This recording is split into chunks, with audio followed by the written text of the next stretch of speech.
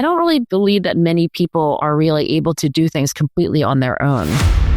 You have to be able to do the daily grind. You have to be able to fight through injuries or obstacles. Like, that is grit. I think people are happiest when they are pursuing goals, not when they have just accomplished them. The coaches are more of a psychologist than they are a coach. So why is it got to be so damn tough?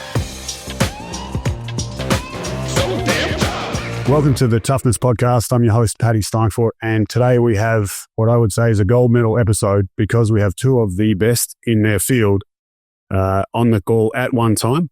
We have, firstly, Lindsey Vonn, who is the best US ski performer of all time. I may be fumbling that intro there, Lindsey, but all I know is you were and have been the best in the world.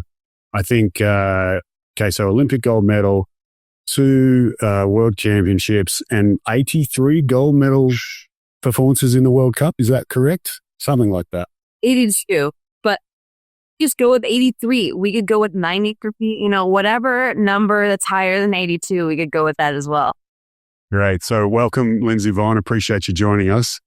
And our other guest is, I'm lucky enough to say I have worked with Angela. I'd call her a colleague and a friend, but Angela is the best in the world in an academic sense, has been awarded the MacArthur Genius Grant for her work on grit, research on passion and perseverance, primarily initially with school children and helping them learn, but it's spread into so many different areas. Angela, welcome and thanks for joining us. Hi, it's great to be here with both of you. Well, I would say it's an honor for me to be here with both of you. You two have interacted together. I'm interested to just hear a little more about how your paths crossed firstly, and then we'll take it from there. Lindsey, can you remember how we met? I remember having dinner in New York and I'm like, wait, how did we first get introduced? I think it was just that I was obsessed with your book. I was going to say the opposite. I was like, probably I was stalking you because, Lindsey is what I study, right? Like my whole research program is trying to figure out how people become Lindsey Vonn. I feel like I must have stalked you, Lindsey. For some communication, I know that I reached out to you to try to be a part of my foundation because I was actually trying to figure out a way to teach kids grit. Oh, that's right. And motivation with girls and your camp and I reached out to you and I talk about you all the time and talk about each other very positively all the time. A little more like conflict ridden if that makes for better podcasting. No. I'm good with this. This is a mutual admiration society right now. I'm with that. Because a lot of people admire the both of you, and partly, like both of you have mentioned there that this connection between the two of you, but also Angela, your work, and Lindsey will explore that stuff that you've done with children as well. Like it starts from a good place. It's not about, I want to be the best in the world, although that probably exists somewhere in there. But a lot of the initial spark is like, how do I help this kid be better or deal with stuff better? Angela, I'll jump to you because that's really where a lot of your work started as a teacher before you became a psychology professor and worldwide leader on grit. You were teaching kids, and that really sparked this journey. Like, can you recall? Is there ever a moment where you're like, that was the point when I'm like, oh, Timmy Smith over there really needs something different? I taught in my 20s, and if I really am honest, when did I get interested in achievement and what people could do when they're motivated? It definitely precedes my 20s.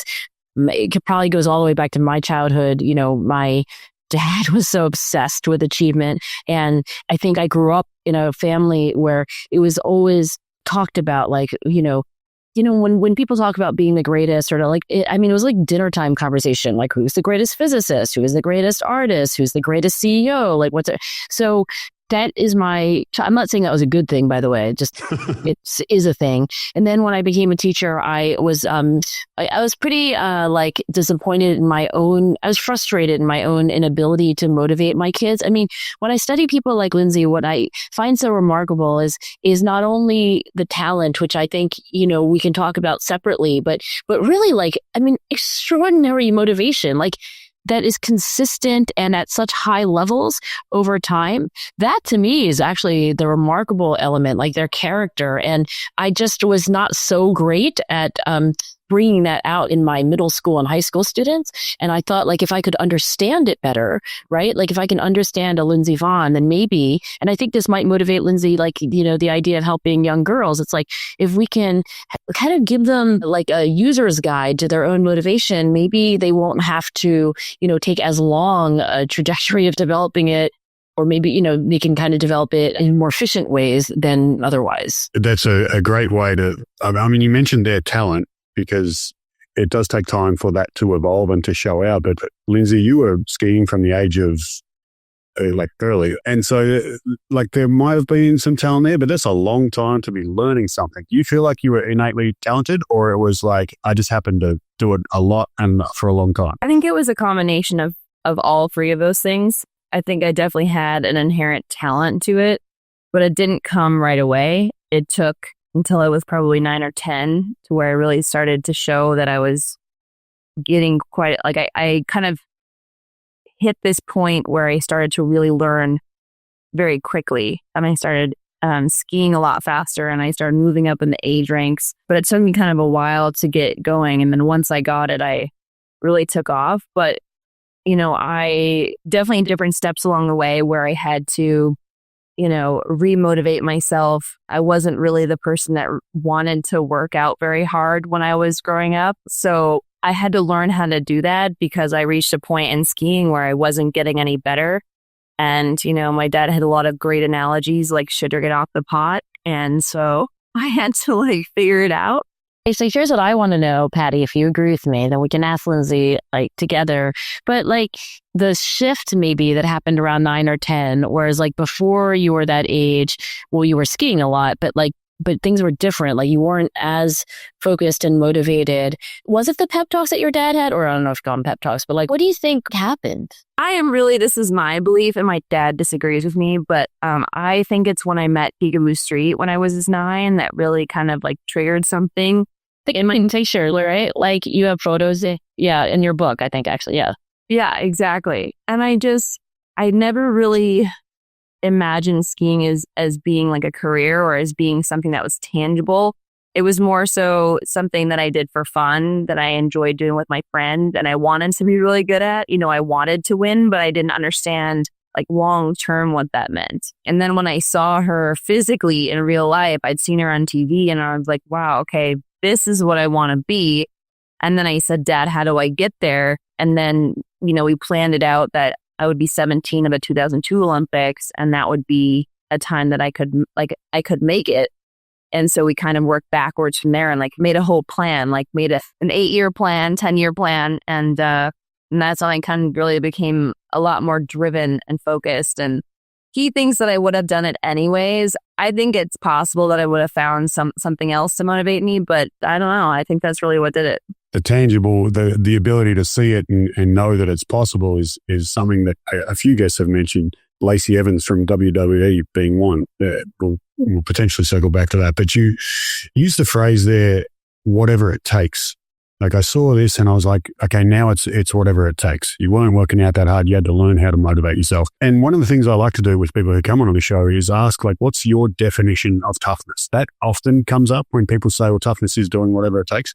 How would you describe toughness in your experience? Either you've seen it or clearly you've lived it to be at it this long and to be that good. What does toughness mean to you? I think there are different levels of toughness. I think there's also different levels of understanding of the toughness that you have, that you possess. I always thought at certain levels of my career that I was tough, and then I was faced with another obstacle or challenge and figured out, okay, wow, I have to overcome this. And I realized I'm that much tougher than I was before. I think injuries being probably some of the most challenging moments of my career, but also in terms of, learning how to work out hard. For a long time when I started to work out hard, I felt like, wow, this is really hard. I'm working all the time and, this is hard. And then I got a trainer from who lived in Monaco, who was Polish, and he really pushed me to the absolute limit. And I'd never been pushed in that way before. And I actually kind of used that as my toughness factor. Am I pushing myself as hard as he did? And so I've had to change my scale of, what toughness is throughout my career. And it's, it's a process, it's a learning process. You realize what you can handle as a person, as an athlete. And if you really want to make it and get through it, then you will, and you'll find a way. Again, circling back to whatever it takes, but it's interesting you mentioned levels there. That's something that I've only heard one other performer say, but I personally agree with it. There's not only a definition of it, but your idea of working hard versus this other person's idea of working hard can be really different. And you also mentioned the discovering what's in yourself already. And I'll circle back to that. But Angela, I'm interested in while we're on the definitions of toughness, from one of the toughest women I've ever worked with. Actually, like I'm just somebody who studies people. Lindsey Vonn, I am not myself like I disagree with that. Oh yeah, I was going to say, come on, time out. I think that's true. I mean, maybe what I can say that's most useful though is to just resonate and amplify what Lindsey was saying, because I knew she was saying there's different kinds of toughness too, right? And I think there are at least two, and I think Lindsey named them, like one, like injury and setbacks or things that happen that are like really hard to deal with. That's like where you need the toughness that like a lot of people call resilience. Right. But there is another kind of toughness, which I also think that extremely high performers have, which is that time when you talk about working out hard or being pushed to your absolute limit, that's every day. That's not like, oh, this year, this terrible thing happened. How resilient am I going to be? But more like every morning and every afternoon and every evening, I'm going to do the following. So sometimes I think of it as like a capital letter P, perseverance in the face of real difficulty, and then lowercase p, perseverance, that daily grind. And I think sometimes little girls and boys who watch television or they like read a story, in Sports Illustrated, they might have an appreciation for the kind of like uppercase P perseverance because it's like what movies are made out of. But I think real champions are also like all those thousands of hours that are not on film, right? I mean, one sociologist that I met who went and he embedded himself in swim teams from like the local corner swim team to like all the way up to Olympic hopefuls. He was like, nobody actually studied. Like, he's like, it's so boring. I mean, if you just like spend 6 years with like, an Olympic hopeful swimmer, it's basically they're just like practicing for hours in the pool and like going to the gyms. Like, it's not really filmable. And I do think that's why sometimes there's a misunderstanding of greatness that like it looks very, that there's a part of, yeah, exactly. It looks so shiny, but like how many people are there at this youthful? They say in coaches meetings sometimes that I'm able to sit in on, that they talk about it's not sexy. Like this isn't a sexy thing. That toughness for the movies is, Rocky beats the guy from Russia and it's all fantastic. But you've talked there, Lindsey, you said layers. Angela, I'll describe what you just spoke there about as dimensions. Like there's can I spike once and what's my maximum capacity versus can I do that 2 days in a row, or can I do it every day in a row for 4 years? That's one of the things about the Olympics that is so fascinating, that people were able to do that with zero reward, maybe even zero progress at times for months on end, but just with I'm going to keep doing this because I have an 8-year plan, as you just described, Lindsey. And part of that ability to do the chronic thing, I want to explore this idea because for me, it kind of links with the whatever it takes. When I woke up this morning and I knew I had A, B, C, D, and E lined up, I needed a little boost, so I got some coffee and I did a workout. But on day 2, that might not be the thing that allows me to still do it. It might be more, okay, I'm going to grit my teeth and get pumped up. And there's a different types of, okay, today's challenge is this. How am I going to overcome that? Today's challenge is I don't feel like it. Today's challenge is I'm nervous. Today's challenge is all these different things that come up day to day. Like that's the definition of grit though. All of those things together, like that's what grit is. You have to be able to, do the daily grind. You have to be able to fight through, injuries or obstacles like that. That is grit. You don't become great at anything without it.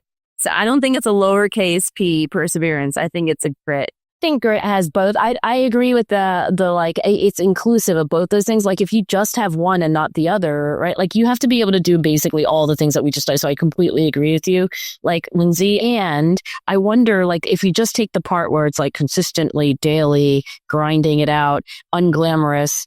Can I just ask, like, because Patty, you were saying like if part of this conversation is try to help other people like figure out how Lindsey, like I'm guessing Lindsey that something did. Well, it's not like 4 years and more, right? But like, it wasn't like, or the 8-year plan.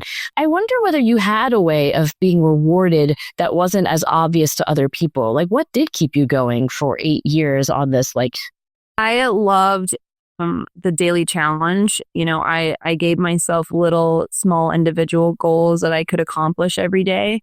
And maybe it was more than one goal. Sometimes there was 3 goals. Maybe I only accomplished 2 or 1. But I felt like achieving something daily gave me like a positive affirmation that I was doing a good job.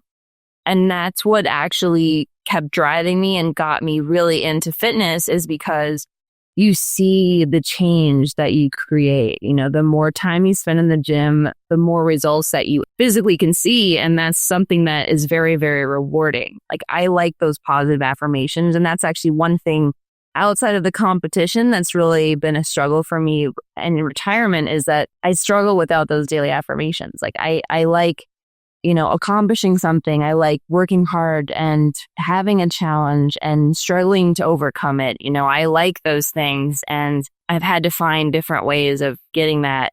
That's not from my coach. Or that's a challenge. I know I faced. I had nowhere near the sporting career that you did. I'm not going to pretend. I was paid to play sport for a little while, and I had the same thing. When the challenge stops, there was like, okay, why would I go to the gym if I don't have to? It hurts, and it's kind of a pain in the butt. And take it away from athletes, a lot of people who work at a high level, it could be surgeons, it could be financial traders, it could be artists who perform in front of thousands of people, it could be people in the military, where they have a daily fix of like, there's this challenge and a burst of adrenaline, and I work and I get rewarded or punished, but I know what's going on. And then that goes away. And it's kind of like, you come home from deployment, and then what happens? It's just like, I get up and I have breakfast. Like, how did you translate that? It was really, really hard for me. And I mean, it's not obviously as challenging as coming back from deployment, but it's an entirely different life and lifestyle. And I had about like 8 really, really hard months where I was really, really depressed, and I just didn't know what to do with myself. It was very, very overwhelming. But again, the one thing that kind of got me through everything was finding a way to work out, and my dogs. I think that's one thing that veterans, like, I think every human should have a dog. We will definitely have a nicer place. Don't you think people would be nicer to each other? Well, yeah. I mean, if we were just nice to each other as we are to animals, and that's honestly why I got my first dog and all the rest of them. I have 2 big dogs and 1 little dog, Lucy. But the Leo was my first dog, and I got him when I was going into my second knee surgery. It was back-to-back knee surgeries within an 8-month span. I was going to miss then the 2014 Olympics. And I was like, I can't do this. Like I need someone that loves me no matter what happens. If I can't ski again, or, whatever happens, someone that's going to be happy when I come home every day. And so I got Leo, and he had been run over by a car, and he had pins in his knees. So he was like, yes, we're 2 peas in a pot. Then, of course, he was depressed because he was by himself. They need pack. So I got him a friend there. And then while traveling on the World Cup, obviously my 2 big dogs can't travel. So I just kind of got to this point where I was freaking out on the road. I'm like, I just hit the panic button. I'm like, I need a dog right now. You panic bought a dog? I did. Yep. I was in panic mode. I was like, I need a freaking dog right now before I lose him. Well, there were so many less healthy ways to like get your fix than them small dog. Like, do you feel like the dog is not only a source of unconditional love, which I do think champions need, which is another myth that like, that like if you're a real invincible champion that you don't need love. I think the opposite. More love. True. You need more love. Exactly. You need more support. But like, do you like that a dog needs you? Like, do you feel like you need to be needed? That is what, and when I retired, same with veterans, that's what got me going. Like, if I didn't have to take my dogs out and feed them, I wouldn't have gotten out of bed. There's no, like, what's the point? I have no job.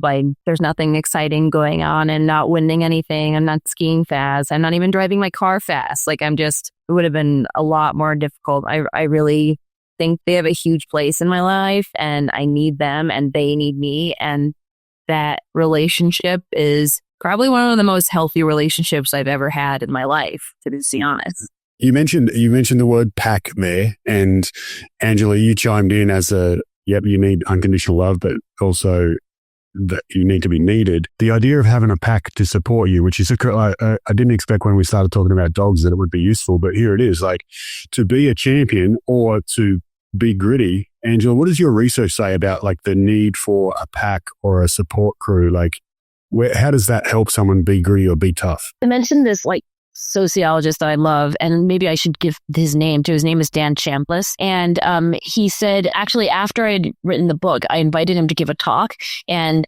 he summarized it so well. He started off his talk by saying, like, say you want to learn French. Trust me, it's just like a metaphor or whatever. Like, and he's like, well, you could like, buy a book on French, and he's like, but you're probably not going to learn French very well. It's like, but then you could like maybe get, Rosetta Stones. He's into listen to, he's like, but that's like, but you can go to classes, like, but you can get a tutor. He's like, but you don't really want to learn French?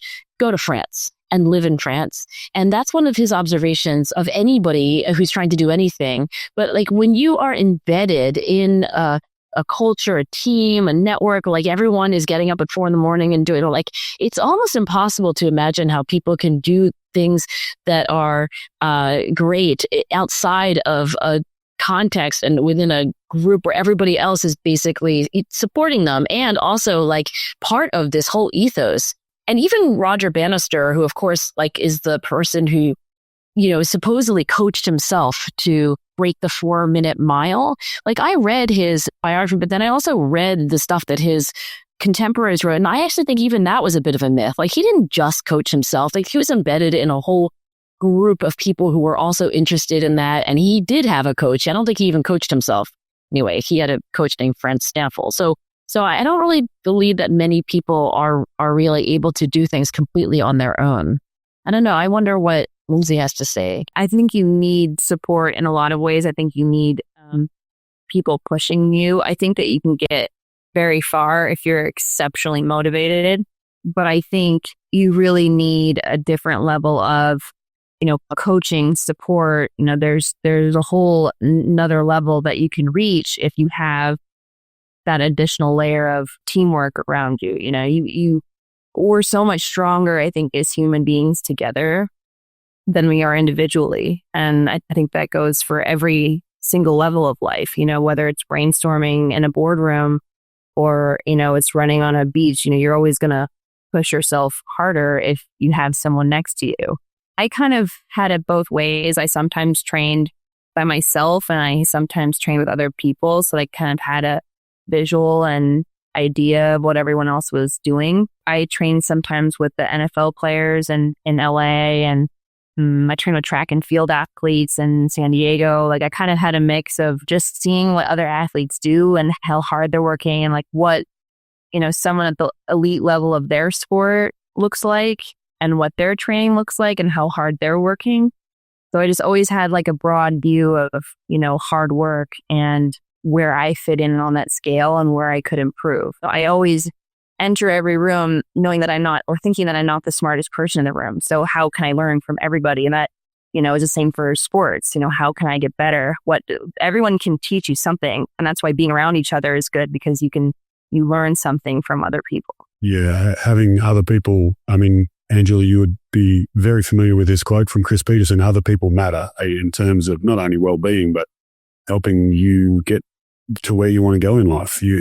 One of the conversations that came up with a coach the other day was around, what value does a coach bring? And good coaches are able to see things in you that you may not be able to see. And I think that, Lindsey, you mentioned a few questions back around the unlocking of like bringing out what was already there as tough, the layers of toughness. Like I already had this, but I didn't realize I either had it or that I needed it. And I'm curious for both of you that you've actually mentioned the ability for people to bring out qualities that are already there.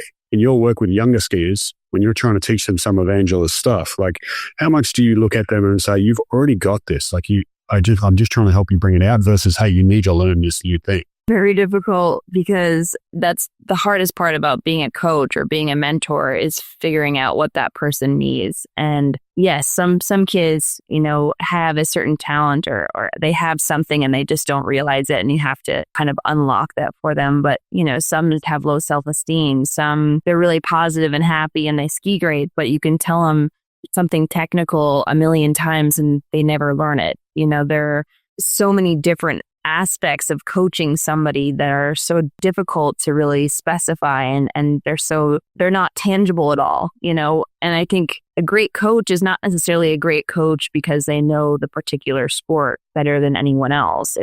They know their athletes better than everyone else. They're able to motivate them and push them and cheer them up when they're down. And like you said, Patty, just gritting their teeth when they need to, sometimes, especially women, I feel like a lot of women complain, like, especially when we're in groups, it's like, it's really easy to be down and like complain and bitch. And, it's just like, that's kind of inherently what happens a lot of the times. But a good coach is able to identify that and like change the course of the group without putting them down. It's a very fine line. It's almost like the coaches are more of a psychologist than they are a coach. I think every good coach is a great psychologist. Like, that's what they are. Like, that's the whole job. I mean, not the whole job. I guess there's like, Mace is a job. They had to say the same thing. There were like 3 sentences there. I'm like, okay, that's going to be the grad that I introduced to the episode. But no, that's going to be the grad. But particularly the idea of being able to say, okay, today you need to grit your teeth. Tomorrow it's about acceptance. The next day it's about fighting. Like, there are different elements of psychology that, like, today you need this, tomorrow you need that. And I'm curious, Angela, because when I first met you, I'm not sure if you recall it, but I definitely do, because I happened to be in another country and stumbled onto the fact that I'd read your work twice. And I was like flying to America, and then it mentioned that University of Pennsylvania was in Philadelphia, which I didn't know. Sounds very far away and exotic if you're not from America. Anyway, so I land and I'm like, oh, what are the odds I'm going to meet her? And I send out a couple of emails, somehow stumble into the psychology center and get to knock on your door. You shoo me away because you got 20 students huddled around you, but you gave me about 2 minutes. And I was like, look, the real reason I want to talk to you is I'm a rookie coach. I think it might have been my second or third year just as a football coach. I'm using air quotes there, just as a football coach, but I was a coach. I had this gut feel similar to what you've both just said, that a good coach or a great coach is a great psychologist. And so I was exploring your work, Angela, and I said, how do I teach this thing that you like, love it, agree with it, makes sense? How do I teach a young kid who may not have it? And your response at that time was, no, I don't think you can. It's a trait. That is not, I never would have said that. I'm sorry. Like, I just want to say that, like, I did, what I probably said? I don't know how, but I think that, like, everything about human nature is malleable. But anyway, I probably said, like, I don't know how. Yeah, I'm paraphrasing. I apologize, but I was probably looking for a here's an answer, and you didn't give me one. So I've coded that as, okay, and you can't. But over the years, and I use some of the things that I've learned under you that we had in my thesis, and also other stuff that you've done with the Woo Plan, etc. We'll put some links under the episode, that you can teach some of these elements of psychology to a degree, right? Is that fair to say? I mean, when I met Pete Carroll, like, he also says that, like, I said that you can't teach grit, but I was like, I don't think I said that. I think I said, I don't know how. But regardless, what he wanted to say, and I think what you're saying, and then maybe what I'm hearing Lindsey saying also, is like, a coach is so important because they are able to shape you, bring out things that you already have that you don't recognize, and then help you make things in yourself that you didn't have before. So, like, yeah, and the world expert on world experts just died, actually. So, Lindsey, you've heard of deliberate practice, or you know it, you did it, and you read about, you know all about it. So, episode 3, deliberate practice, and everyone's like, wait, what? That also needs more branding, honestly. But Anders Ericsson, who's a scientist who discovered how experts practice differently than others. And, he studied world-class performers like Lindsey. Nobody has ever really studied world-class coaches. Nobody has ever done a systematic kind of like, what makes a great, like, maybe they're great psychologists, but also like just any kind of systematic scientific understanding.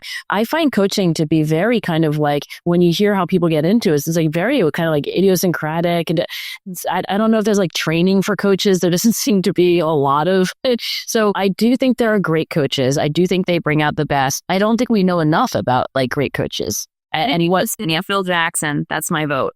Is he your favorite coach? I just think team sports are so difficult because you're dealing with so many psyches.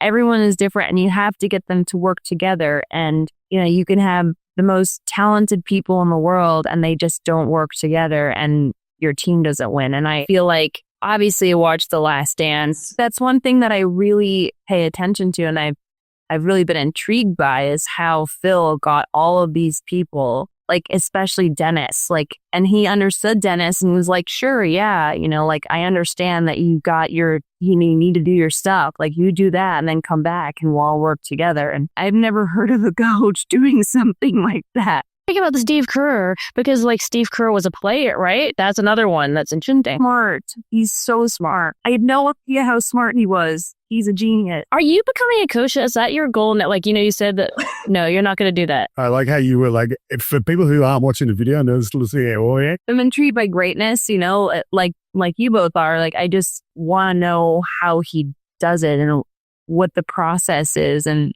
how did he learn to get that way. I mean, I know he was talking about, he is American Indian. There's some sort of American Indian teachings that he does, and he's very like spiritual. And I would love to have a documentary just on Phil. Like, I second that vote for sure.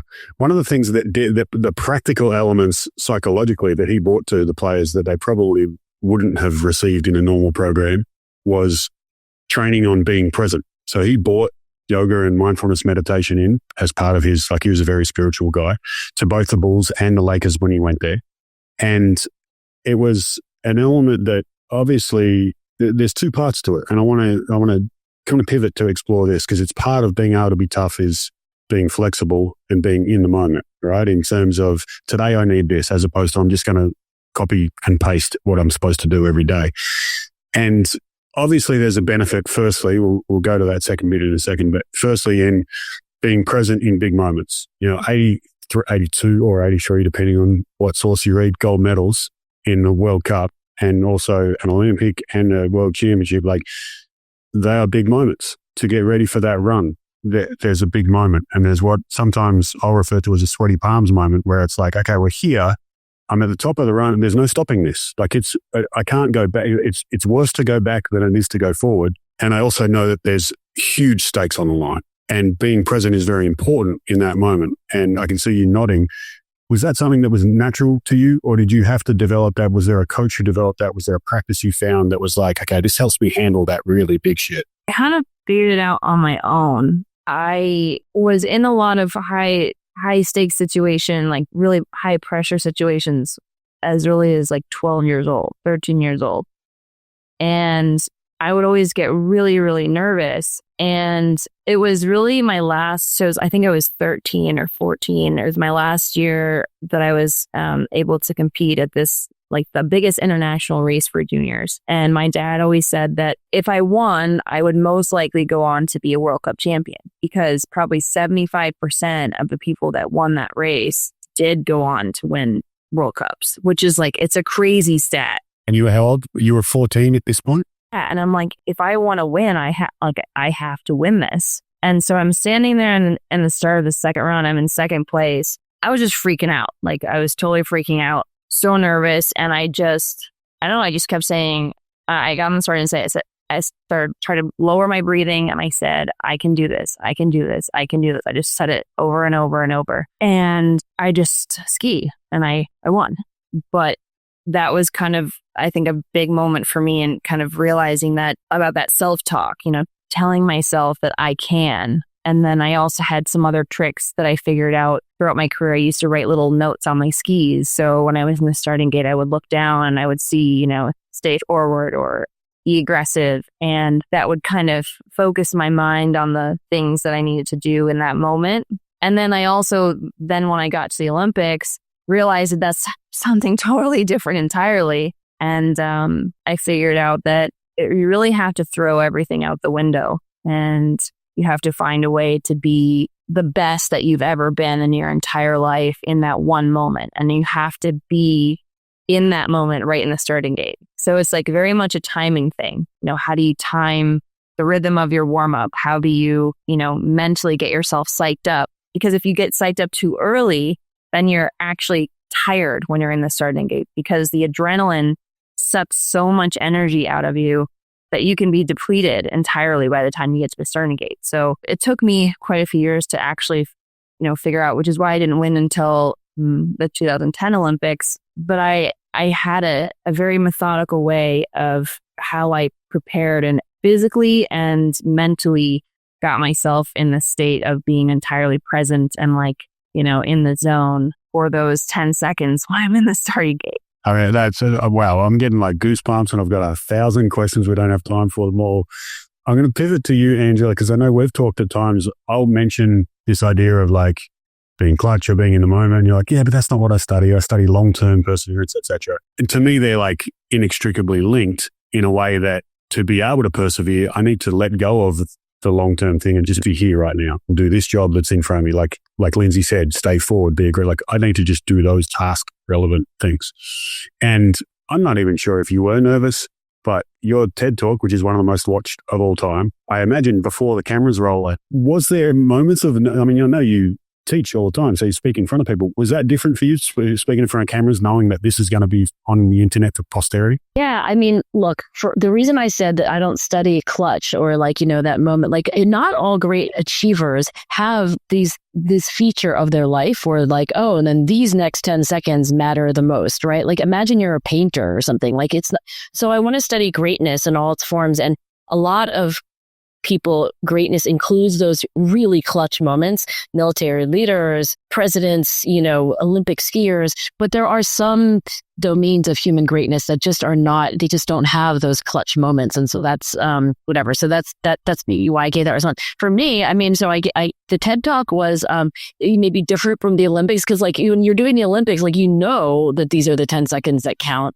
I was just like, I have to go do this thing called TED. And for some reason they won't let me, just do my usual thing, which is just to speak off the cuff. They wanted me to, I guess because TED has a time requirement. So they're like, no, this kind of talk, you have to actually, know everything that you're going to say, like in them so that you don't go over. So I was like, oh, that's weird. I think for me, like great teaching is like, you're really in the moment. And then when you're in the moment with your students, you're just thinking in real time and you're like, okay, then that makes me think of this. So yeah, doing the TED Talk was weird because it was like, no, it has to be exactly 6 minutes. So like they didn't want me to think in the moment. Anyway, I don't think it was the same because I wasn't thinking like, oh, maybe this is going to be like a really important part of my life. I was more like, oh, okay, I want to do a really good job for you and then I'm going to go home. Right. That's probably why your hair looked great and you presented like the hair. Yeah. Yeah. No, I mean, there was a little bit, but not nearly so. I think that idea of like being able to handle clutch moments obviously has relevance to everyone, but just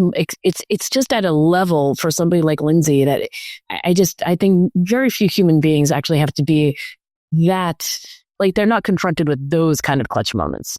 Some are. Right. Well, so it's interesting. I agree with that 100%. There is an analogy though, or a parallel of when I'm about to have a conversation with my girlfriend that is potentially like going to be problematic for us. There's an element of 10 seconds that it's like, oh shit, we're going to do this. Okay, let's go.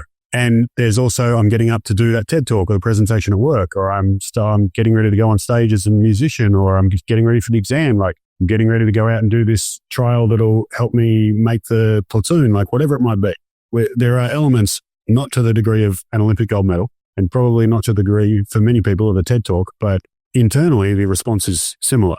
Right. Fair. And all those things that were mentioned, like using breath, timing, and then being aware of your self-talk, and then being strategic about your self-talk, and some of those other hacks that I wrote down, right? Like Lindsey mentioned, I do think you're right. Even if you're not like at the top of a mountain about to like ski the downhill for the gold medal, like they're also useful. They exist. They're not the same, but they exist. And I think that's one of the great parts about being able to talk to people at the level of both of yourselves is even though I'm not chasing an Olympic gold medal, or a listener, Sally, isn't chasing being the MacArthur genius. Both of us can learn and apply to our own situations. And with that in mind, I know we're a little similar to the TED Talk. There's probably a time constraint. I want to finish off with this last question of what's your hope in terms of everything we've discussed here? Angela, clearly your life's work. Lindsey, your life's work in action.